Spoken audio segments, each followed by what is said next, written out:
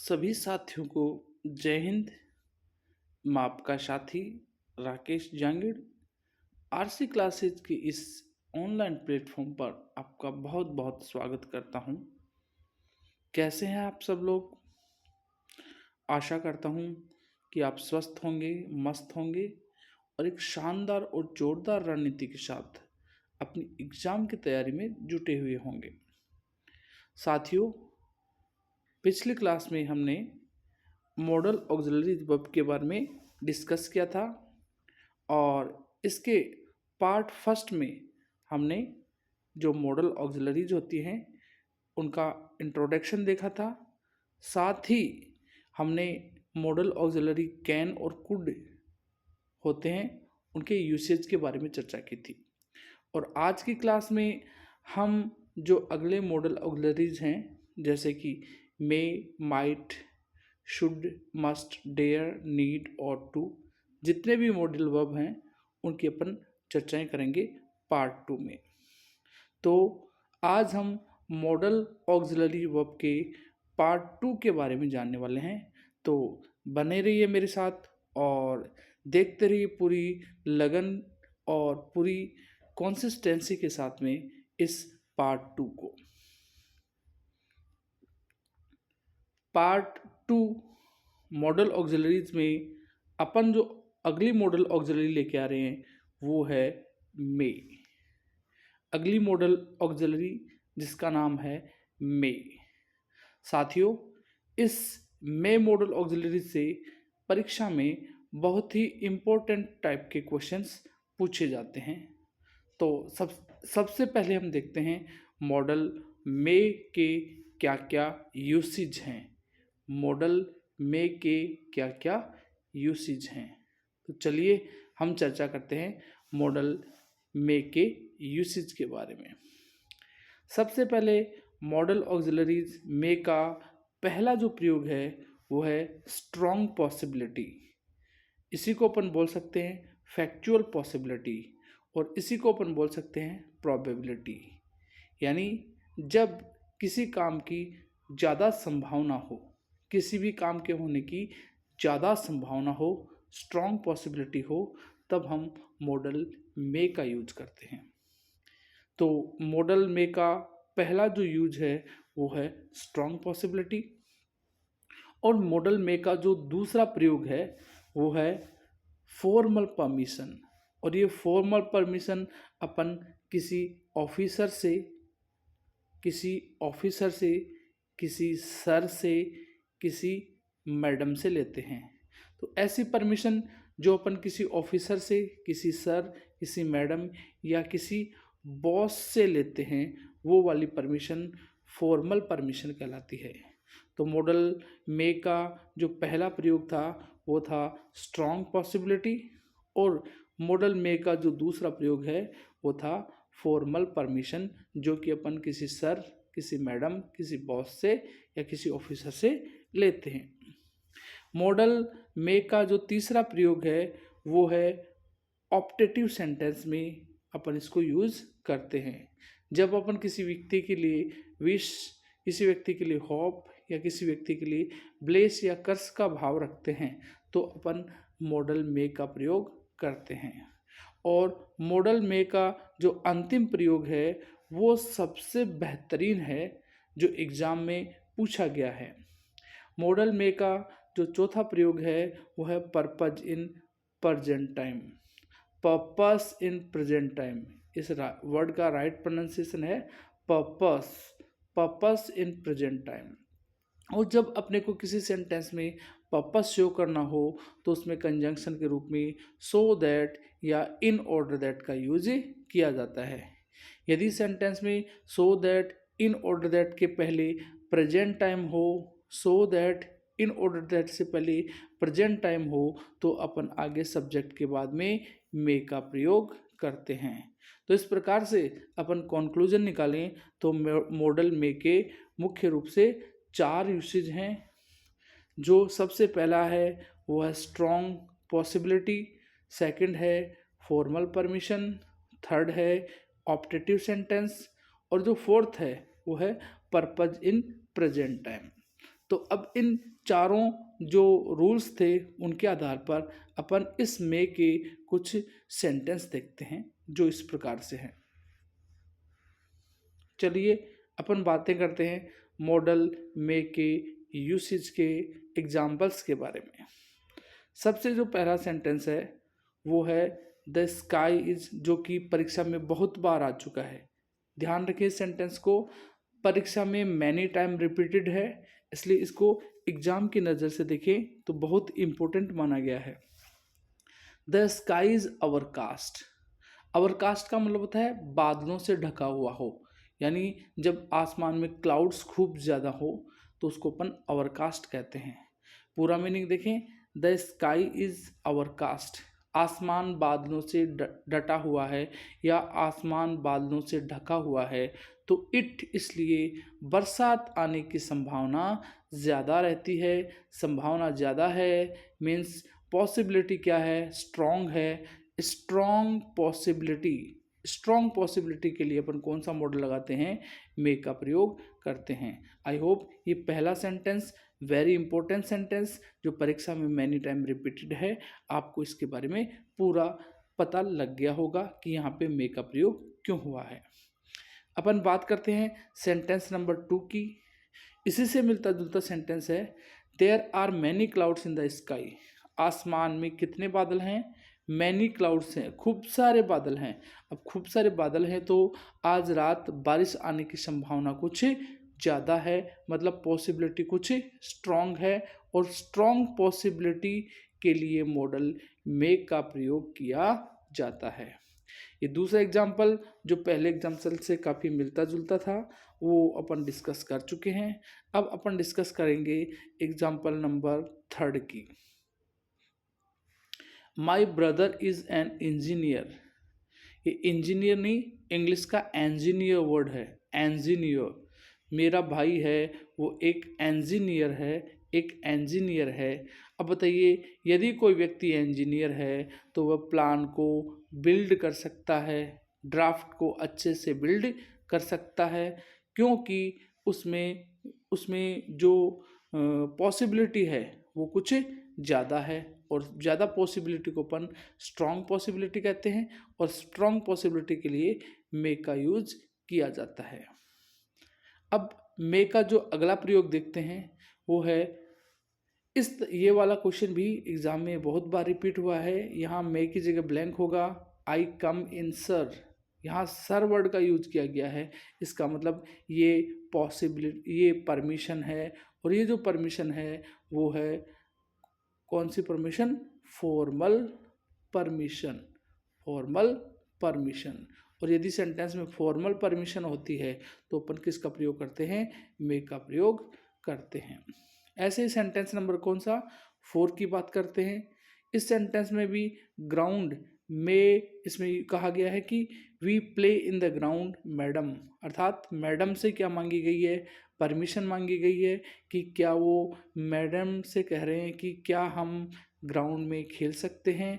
Ground में खेलने की क्या मांगी गई है, परमिशन मांगी गई है। और परमिशन किससे मांगी गई है, मैडम से। और मैडम क्या है, एक ऑफिसर है, कहने का मतलब मैडम है एक रेस्पेक्टेड पर्सन है।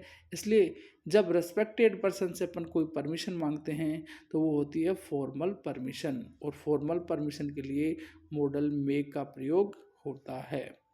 अब जो अगला क्वेश्चन है वो परीक्षा के लिए बहुत ही एक शानदार प्रश्न है, और कहूँ तो आरपीएससी ग्रेड 2 में ये क्वेश्चन रिपीट हुआ है। इस सेंटेंस में सो दैट का प्रयोग किया गया है, और सो दैट एक कंजंक्शन है, और वो जो कंजंक्शन है वो है पर्पज कंजंक्शन। कौन सा कंजंक्शन, पर्पज कंजंक्शन। और इस सेंटेंस में सबसे पहले वी सब्जेक्ट है, ईट वर्ब की फर्स्ट फॉर्म है, यानी प्रेजेंट टाइम में कंजंक्शन दिया गया है सो दैट। यदि किसी सेंटेंस में पर्पज इन कौन से टाइम की बात करें, यदि सेंटेंस में पर्पज इन प्रेजेंट टाइम की बात करें, यदि सेंटेंस में पर्पज सो दैट और प्रेजेंट टाइम ईट की बात करें तो आगे अपने को मे का यूज करना चाहिए, यानी पर्पज इन प्रेजेंट टाइम होने पर मे का प्रयोग होता है। परीक्षा की यदि लिहाज से देखा जाए तो ये क्वेश्चन बहुत ही इम्पोर्टेंट रहा है। अपन बात करते हैं अगले रूल की, अगले सेंटेंस की। अगले सेंटेंस में भी एक कंजंक्शन का प्रयोग हुआ है, इन ऑर्डर दैट, और ये भी एक कंजंक्शन है, और इन ऑर्डर दैट है वो पर्पज कंजंक्शन है। अब पर्पज कंजंक्शन से पहले अपन देखते हैं time. We all study, study verb की फर्स्ट फॉर्म है, इसका मतलब इसमें प्रेजेंट टाइम दिया गया है। पहले वाले क्लॉज में प्रेजेंट टाइम दिया गया है और कंजंक्शन के रूप में इन ऑर्डर दैट का प्रयोग हुआ है, जो कि एक पर्पज कंजंक्शन है। और पर्पज कौन से टाइम में हुई? प्रेजेंट टाइम में होने से आगे सेंटेंस में किसका प्रयोग होगा? मे का प्रयोग होगा। अतः कहने की बात यह हुई कि यदि सेंटेंस में पर्पज कंजंक्शन हो, सो दैट, इन ऑर्डर दैट, और उससे पहले यदि सेंटेंस में पर्पज कंजंक्शन हो, सो दैट या इन ऑर्डर दैट, और उससे पहले प्रेजेंट टाइम हो, तो अपन आगे मे का प्रयोग करते हैं। आई होप ये बात आपको अच्छे से समझ आ गई होगी। अब मैं चलता हूँ अगले सेंटेंस की तरफ, और अगला सेंटेंस है, उस सेंटेंस में किसी के लिए विश किया गया है, किसी के लिए विश किया गया है, और वो सेंटेंस जो विश वाले होते हैं, ब्लेस वाले होते हैं, या किसी के लिए होप का काम करते हैं, या किसी को CURSE कर्स देने का काम करते हैं, वो वाले सेंटेंस ऑप्टेटिव सेंटेंस कहलाते हैं।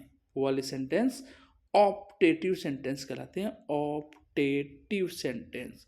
और ऑप्टेटिव जो सेंटेंस होते हैं वो हमेशा क्या लेते हैं? मे लेते हैं।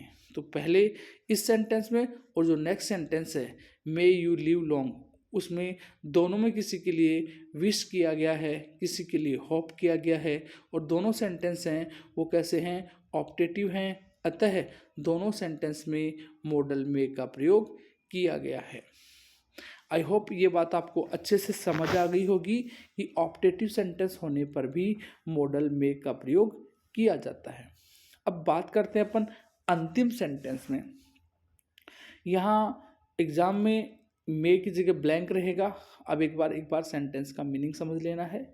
You come to my home, आप मेरे होम आ सकते हैं, आप मेरे घर आ सकते हैं। व्हेन एवर यू लाइक, जब भी आप चाहें। व्हेन एवर यू वांट, जब कभी भी। Wherever you, whenever you want, जहाँ कहीं भी, जब कभी भी आप आना चाहें, आप मेरे घर आ सकते हैं। इस सेंटेंस में किसी के लिए क्या किया गया है? विश किया गया है। अतः सेंटेंस में विश होने पर मॉडल मे का प्रयोग किया जाता है। आई होप मॉडल मे के यूसेज के बारे में आपको इन एग्जाम्पल्स के द्वारा अच्छे से समझ आ गया होगा। तो मैं एक बार फिर से आपको रिवाइज करवा देता हूँ कि मॉडल मे का प्रयोग कब कब किया जाता है। सबसे पहले बात करें तो मॉडल मे का प्रयोग स्ट्रॉन्ग पॉसिबिलिटी के लिए होता है।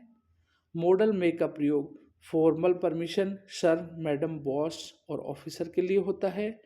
मॉडल मे का अगला प्रयोग ऑप्टेटिव सेंटेंस होता है, जिसमें अपन किसी के लिए विश, होप, ब्लेस, कर्स का भाव रखते हैं। और वेरी वेरी इंपॉर्टेंट बात करें तो मॉडल मे का अंतिम प्रयोग पर्पज इन प्रेजेंट टाइम में होता है, जिसमें कंजंक्शन के रूप में सो दैट, जिसमें कंजंक्शन के रूप में सो दैट या इन ऑर्डर दैट का प्रयोग किया जाता है, तथा उससे पहले प्रेजेंट टाइम होता है। और यदि ऐसी सिचुएशन है तो अपन जिस जगह से ऐसा देखते हैं तो अपन वहाँ पे मॉडल मे का प्रयोग कर सकते हैं। तो आशा करता हूँ कि मॉडल मे आपको अच्छे से समझ आ गया होगा। तो आपको यदि मॉडल मे के यूसेज के बारे में जानना है तो आप यहाँ से एक स्क्रीनशॉट ले सकते हैं।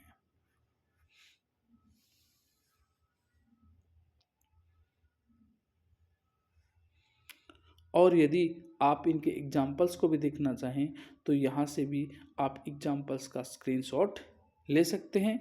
ये वाले जितने भी एग्जाम्पल हैं वो परीक्षा में हूबहू पूछे गए हैं।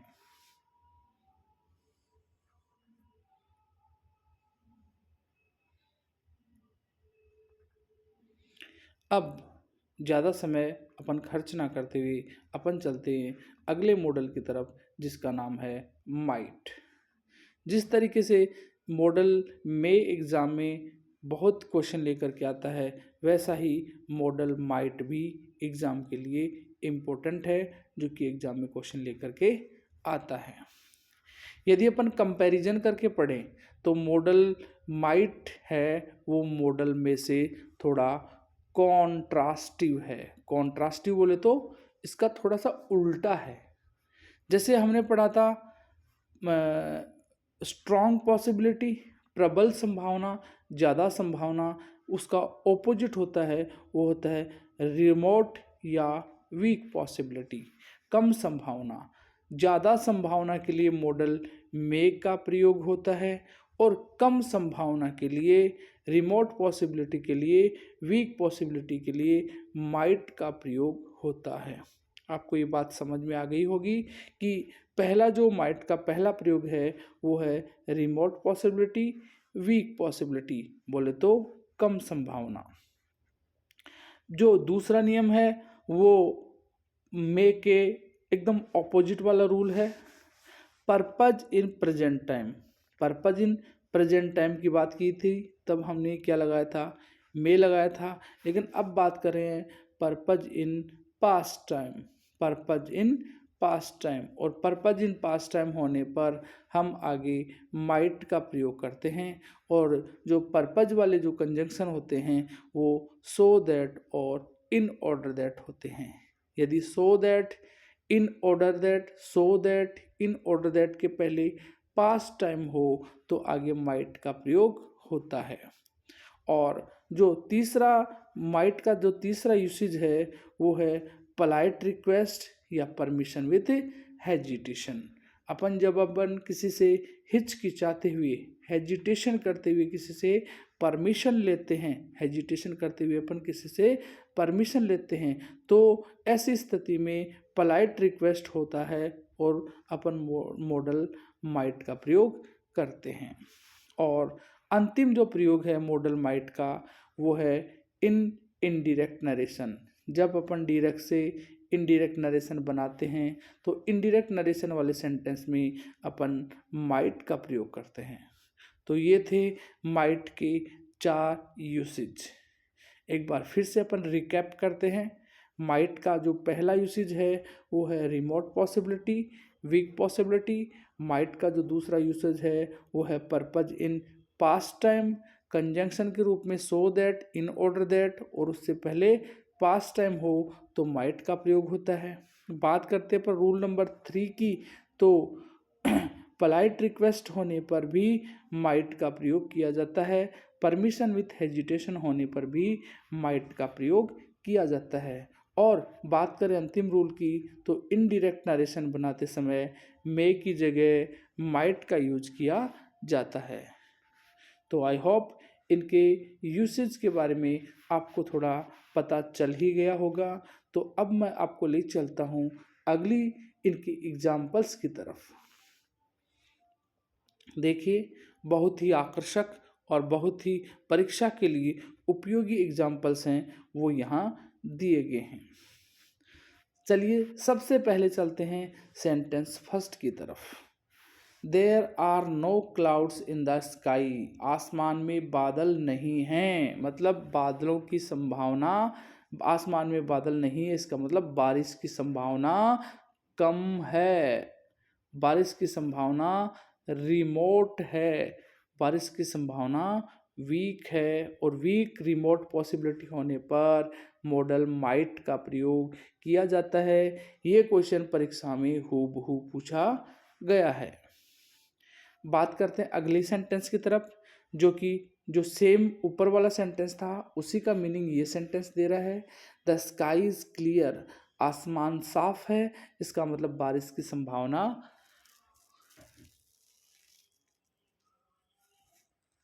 बताइए, आसमान साफ है इसलिए बारिश की संभावना कम है, और कम संभावना के लिए मॉडल माइट का प्रयोग किया जाता है। थर्ड सेंटेंस की तरफ करते हैं रुख, तो उधर देखते हैं the train is 5 hours late. Train है वो 5 घंटा लेट है। कितनी देर लेट है? 5 घंटा लेट है। इसलिए राम है वो मीटिंग को समय पर अटेंड करेगा, ये संभावना कम है। यानी इसमें भी रिमोट पॉसिबिलिटी की बात की गई है, वीक पॉसिबिलिटी की बात की गई है। और वीक और रिमोट पॉसिबिलिटी होने पर मॉडल माइट का यूज किया जाता है। मॉडल माइट का यूज किया जाता है। बात करते हैं अपन अगले सेंटेंस की तरफ। इस सेंटेंस में कंजंक्शन के रूप में सो दैट का प्रयोग किया गया है और उसके पहले जो क्लोज आया है उसमें वर्ब की सेकंड फॉर्म यूज हुई है, यानी पास्ट टाइम यूज हुआ है। और सो दैट की वजह से पर्पज का मीनिंग दिया जा रहा है। यदि सेंटेंस में so that, in order that और उससे पहले पास्ट टाइम हो, यानी पर्पज इन पास्ट टाइम हो, तो आगे के क्लोज में माइट का प्रयोग किया जाता है। जैसा कि सेंटेंस में बताया गया है, वी वर्कड सो हार्ड, हमने इतनी मेहनत की, बहुत ज़्यादा मेहनत की, इसलिए हमें फिर भी वो जो मनी था वो ज़्यादा प्राप्त नहीं हुआ। अर्थात जो पर्पस था वो पूरा नहीं हुआ। पर्पस कौन से टाइम में था? पास्ट टाइम में था। बात करते हैं नेक्स्ट सेंटेंस की तरफ। तो इस सेंटेंस में भी एक purpose conjunction in order that का प्रयोग हुआ है और उससे पहले वाले सेंटेंस में राम के साथ में वर्ब की सेकंड फॉर्म का प्रयोग हुआ है, जो कि क्या है? एक पास्ट टाइम को साइन कर रहा है। और यदि और इन ऑर्डर दैट यानी पर्पज पास्ट टाइम हो तो आगे के क्लोज में माइट का प्रयोग किया जाता है। बात करते हैं अपन अगले सेंटेंस की। तो अगले सेंटेंस में किसी से रिक्वेस्ट कर रहा है सर कह करके, और साथ ही वह उसका फ़ोन मांगने की कोशिश कर रहा है। यानी वो हेजिटेशन करते हुए, हिचकिचाते हुए वह उससे फ़ोन मांग रहा है। इसका मतलब वह हेजिटेशन के साथ में क्या कर रहा है? परमिशन ले रहा है, यानी परमिशन विथ हेजिटेशन। ब्रैकेट में हेजिटेशन लिखा हुआ है, इसका मतलब परमिशन विद हेजिटेशन है। और परमिशन विथ हेजिटेशन होने पर किसका प्रयोग होता है? परमिशन विथ हेजिटेशन होने पर माइट का प्रयोग होता है। अपन बात करते हैं नेक्स्ट सेंटेंस की। तो इस सेंटेंस में कहा है आई ओपन दिस विंडो। वो कहता है कि प्लीज़, किसी से प्लीज़ कह रहा है। इसका मतलब फिर से क्या हो रहा है? पलाइट रिक्वेस्ट हो रहा है। कौन सा रिक्वेस्ट? Polite request. और पलाइट रिक्वेस्ट होने पर मॉडल माइट का यूज़ किया जाता है। अब रुक करते हैं अपन अंतिम सेंटेंस की तरफ। अंतिम सेंटेंस में दिया गया है सी विस्ड फॉर मी, वह मेरे लिए विश करती थी। अब इस सेंटेंस में देखो अपन सेंटेंस को डायरेक्ट से क्या बना रहे हैं? इनडायरेक्ट बना रहे हैं, क्योंकि कंजंक्शन दैट का प्रयोग किया जा रहा है, सेड टू की जगह विश्ड का प्रयोग किया जा रहा है। अतः इस सेंटेंस में मे की जगह क्या होगा? माइट होगा। यदि ये सेंटेंस विश्ड वाला नहीं होता, इनडायरेक्ट नरेशन होता, दैट की जगह कॉमा, इन्वर्टेड कॉमा का प्रयोग होता, तो अपन इस सेंटेंस में मे का प्रयोग करते। लेकिन ये इनडायरेक्ट नरेशन में होने की वजह से यहाँ माइट का प्रयोग किया गया है। तो आई होप ये एग्जाम्पल्स आपको अच्छे से समझ आ गए होंगे। तो एक बार फिर से मैं आपको रिकैप करवा देता हूँ मॉडल माइट के यूसेज के बारे में। तो सबसे पहले मॉडल माइट का पहला प्रयोग रिमोट पॉसिबिलिटी, वीक पॉसिबिलिटी, कम संभावना होने पर। मॉडल माइट का दूसरा प्रयोग पर्पज इन पास्ट टाइम और conjunction so that, in order that के पहले पास्ट टाइम होने पर आगे माइट का प्रयोग होता है। तीसरा प्रयोग पोलाइट रिक्वेस्ट और पोलाइट ऑफर या परमिशन विथ हेजिटेशन होने पर भी माइट का यूज किया जाता है। साथियों याद रखें, परमिशन विथ हेजिटेशन होने पर अपन कुड का प्रयोग भी कर सकते हैं। पोलाइट रिक्वेस्ट होने पर अपन कुड का प्रयोग भी कर सकते हैं। लेकिन ऑप्शन में यदि अपने पास में कुड की जगह माइट दे रखा है तो अपन माइट को सही मानेंगे। और अंतिम प्रयोग की बात करें तो इनडायरेक्ट नरेशन बनाते समय मे की जगह माइट का यूज किया जाता है। तो आप एक बार फिर से इन सबको अच्छे से गौर से पढ़ लीजिए, याद कर लीजिए, जिससे कि ये सब आपकी परीक्षा में बहुत उपयोगी सिद्ध हों। और इन सबको देखने के बाद अपन एक बार फिर से चलते हैं अगले मॉडल की तरफ। और वो जो अगला मॉडल है वो है आपका शुड। और मैं कहूँ शुड जो मॉडल है वो परीक्षा के लिए वेरी इम्पोर्टेंट मॉडल है। शुड जो मॉडल है वो परीक्षा के लिए वेरी इम्पोर्टेंट मॉडल है। तो एक बार फिर से अच्छे से पूरी कंसिस्टेंसी के साथ में इस शुड के यूसेज के बारे में ज़रूर अध्ययन कर लीजिए। तो चलिए अपन चलते एक अच्छे वाले मॉडल की तरफ और उसके यूसेज की तरफ। तो देखिए इस तरह से यदि आप शुड का प्रयोग पढ़ रहे हैं तो आपको निम्न बातों का ध्यान रखना चाहिए। पहली बात, यदि सेंटेंस में सजेशन का या एडवाइस का भाव हो, किसका भाव हो? Suggestion, not suggestion. This is suggestion, TION का यहाँ जो प्रोनाउंसिएशन है वो चन है, सजेशन। फोनेटिक्स में ये सब बातें आपके लिए बहुत ही महत्वपूर्ण मददगार हो सकती हैं, इसलिए छोटा छोटा प्रयास करते हुए आप इन सब चीज़ों को सीखिए। अब मैं बात करता हूँ दूसरे यूसेज के बारे में। तो अपन यदि किसी के लिए मॉरल ड्यूटी करते हैं या किसी के लिए मॉरल ऑब्लिगेशन रखते हैं तो भी अपन शुड का प्रयोग करते हैं। और अगला जो प्रयोग हो रहा है मैं कह रहा हूँ परीक्षा की दृष्टि से वेरी वेरी इम्पोर्टेंट है, वेरी वेरी इम्पोर्टेंट है कि जब भी आपको सेंटेंस में लेस्ट दिखाई दे, LEST, तो हमेशा आगे शुड का प्रयोग होता है। इतना भी ध्यान रखें कि वहाँ पर अपन शुड को ओमिट कर सकते हैं और आगे ओनली वर्ब की फर्स्ट फॉर्म का प्रयोग करते हैं। लेकिन ये बात आपको इससे पहले मॉडल के यूसेज से पहले आपको ये याद रखना है, कन्फर्म कर लेना है कि लेस्ट के बाद में शुड का प्रयोग किया जाता है। आगे की बात करें अपन तो कुछ वर्ब ऐसी होती हैं इंग्लिश ग्रामर में, कुछ ऐसी फिक्स्ड वर्ब होती हैं, कुछ ऐसी फिक्स्ड वर्ब्स होती हैं जिनके बाद अपन शुड का प्रयोग करते हैं, जिनके बाद अपन शुड का प्रयोग करते हैं। वो वाली वर्ब कौन कौन सी हैं?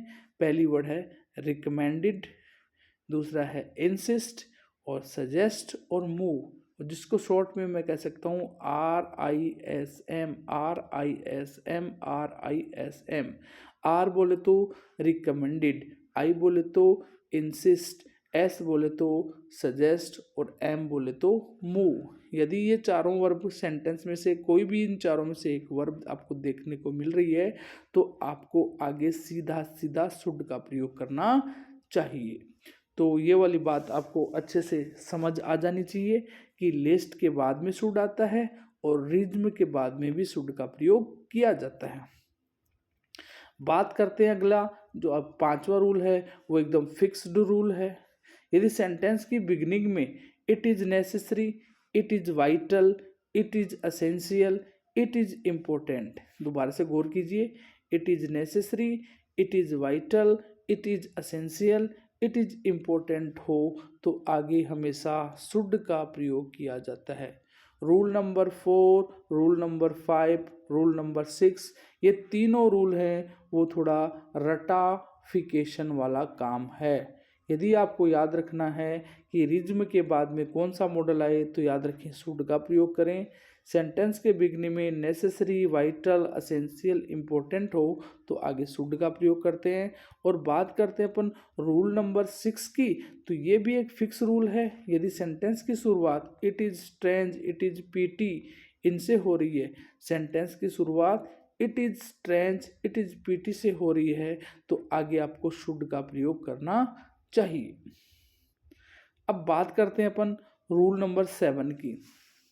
और ये जो रूल नंबर 7 है ना, वो कंडीशनल सेंटेंस में एक बहुत अच्छा रूल बनता है जो इन्वर्जन में काम में आता है। रूल नंबर 7 कुछ इस तरह से है। अधिकतर स्टूडेंट्स ऐसे होंगे अपनी क्लास में जिन्होंने इस रूल नंबर 7 के बारे में आज तक नहीं सुना हुआ होगा। तो अब गौर कीजिए, अच्छे से ध्यान दीजिए और रूल नंबर 7 को हमेशा हमेशा के लिए याद कर लीजिए। रूल नंबर 7 की बात करें तो कंडीशन नंबर फर्स्ट में, कंडीशन नंबर सेकंड में इन्वर्जन होने पर, यानी सेंटेंस में सब्जेक्ट को हटाने पर, इफ़ को हटाने पर, इन्वर्जन करने पर हमेशा किसका प्रयोग किया जाता है? इफ़ की जगह अनलेस की जगह शुड का प्रयोग किया जाता है, यदि कंडीशन नंबर कौन सी हो? फर्स्ट और सेकंड।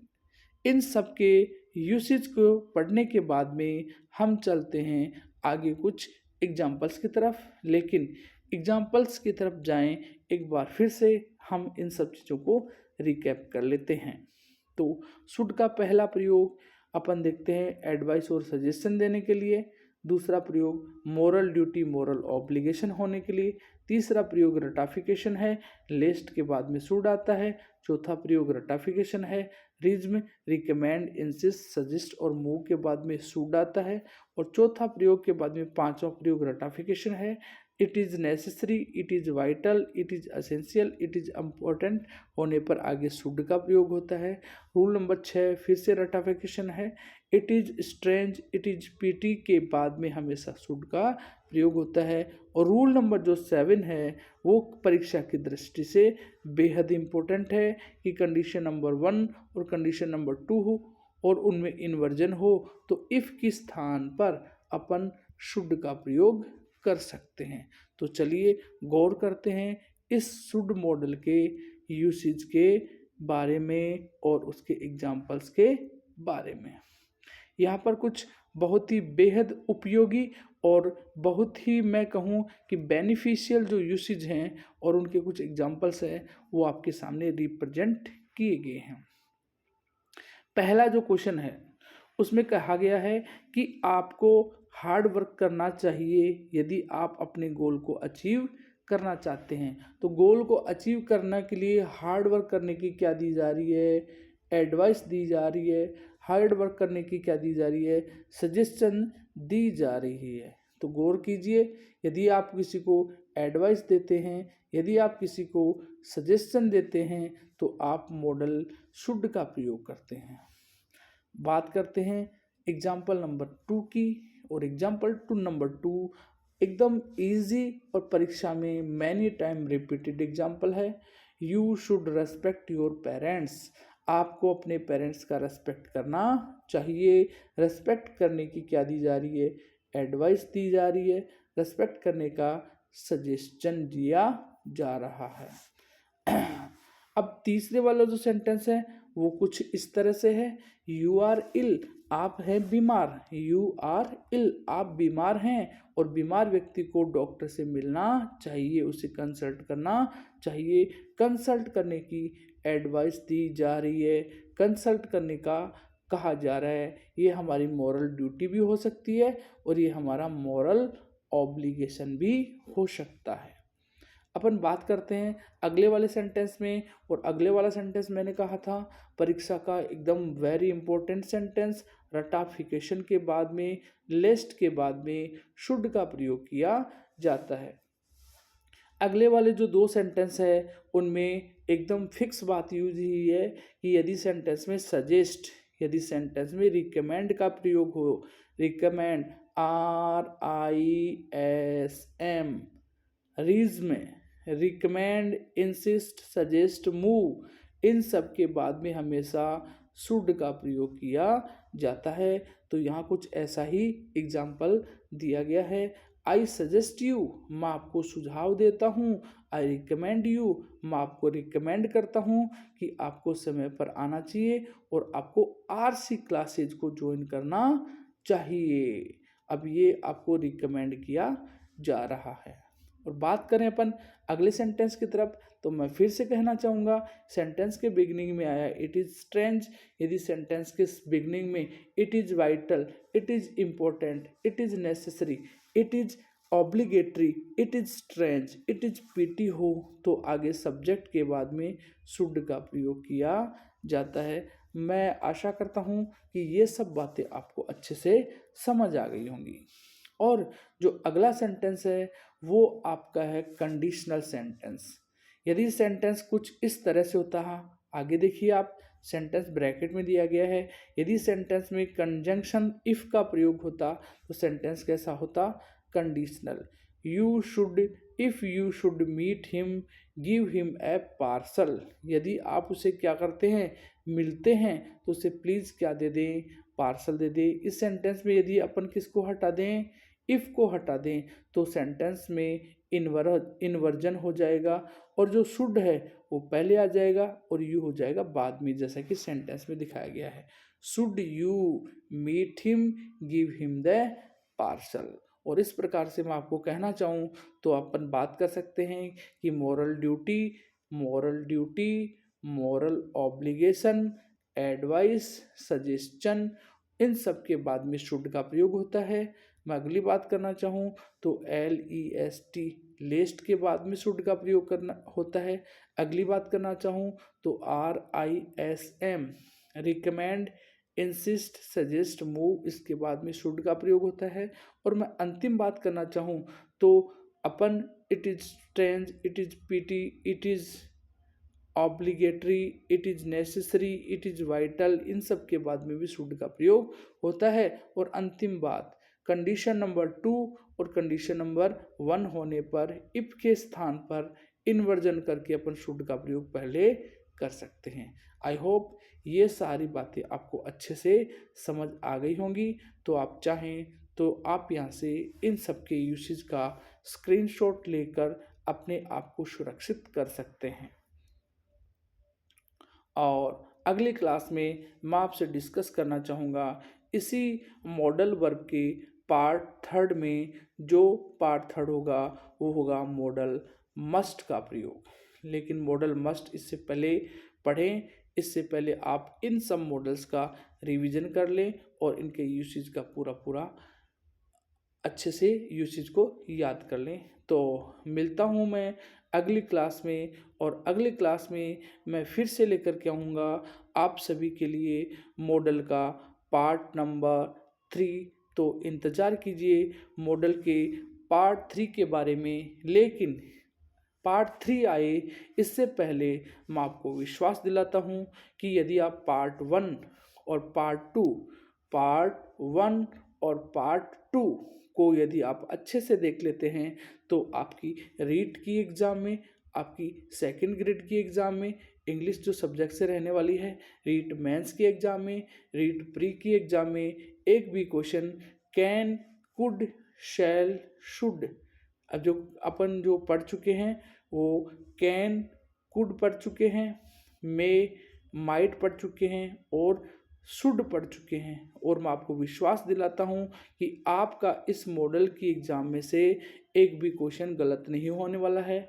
आप यदि एंश्योर होना चाहते हैं तो प्रीवियस ईयर के पेपर्स के जो क्वेश्चंस हैं आप उनको मैच करके देखें कि आपकी इस एग्ज़ाम में, पुरानी एग्ज़ाम में, प्रीवियस ईयर के एग्ज़ाम में हमारे जो 2 पार्ट आपको बताए गए हैं मॉडल के, उनमें से कितने क्वेश्चन आए हैं। मैं आपको विश्वास दिलाता हूं कि आगे भी RC क्लासेज और राकेश जांगीड़ आपके हमेशा जो प्रयास रहेंगे उन पर हम खरे उतरने की कोशिश करेंगे और आपको आने वाली एग्ज़ाम में शायद आपके इस क्लासेज से हूबहू क्वेश्चन देखने को मिल जाएं। तो तब तक के लिए मैं आप सबसे फिर से गुजारिश करना चाहूँगा कि कंसिस्टेंसी बनाए रखें, लगातार परीक्षा की तैयारी में जुटे रहें।